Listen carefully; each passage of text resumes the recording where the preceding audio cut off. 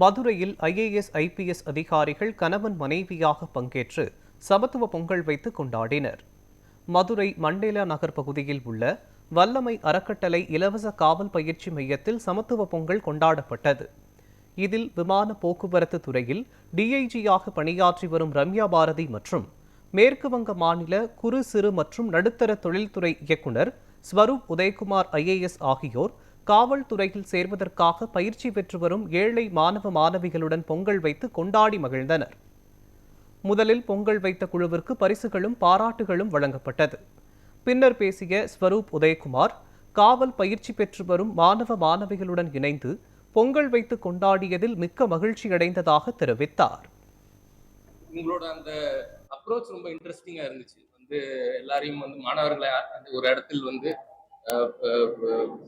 இருக்க இடம் எல்லாம் கொடுத்து அவங்களுக்குள்ள இப்ப நீங்க போய் பாத்தீங்கன்னா அவங்க அண்ணன் தம்பி மாதிரி பழகிக்கிறாங்க. எல்லாரும் ஊர்ல வேற வேற ஊரு வேற வேற இதுல இருந்து வந்தவங்களா இருந்தாலும் அண்ணன் தம்பி போல் பழகிக்கிறாங்க.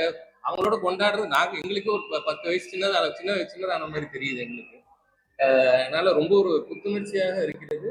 உங்களோட எஃபர்ட் பொங்கல்ன்றது என்ன சமத்துவமா எல்லாம் சந்தோஷமா கம்யூனிட்டி நம்ம இந்த வல்லமை அறக்கட்டளைக்கு வல்லமை அறக்கட்டளை அவங்களுக்கு அவர்களை வெறும் படிப்பு மட்டும் இல்லாம மற்ற ஆக்டிவிட்டிஸும் அவங்க இதுல கான்சென்ட்ரேட் பண்றது ரொம்ப ஆச்சரியமாவும் இருக்கு. இன்ஃப்ராஸ்ட்ரக்சர் பார்த்திருப்பீங்க, எவ்வளவு நல்ல இன்ஃப்ராஸ்ட்ரக்சர். கிராமப்புறத்துல இருக்கிற ஒரு மாணவன் எல்லாரோட வீட்லயும் என்ன ஆகும்னா ஒரு அரசு வேலைக்கு போகணுங்கிறது மிகப்பெரிய ஆசையா இருக்கும். அப்ப அரசு வேலைக்கு ஒவ்வொரு மாணவனையும் தயார்படுத்தணும் அப்படின்னு சொல்லிட்டு முடிவு பண்ண முடியல. SA and PC-க்கு கோச்சிங் கொடுத்துக்கிட்டு இருந்தோம்.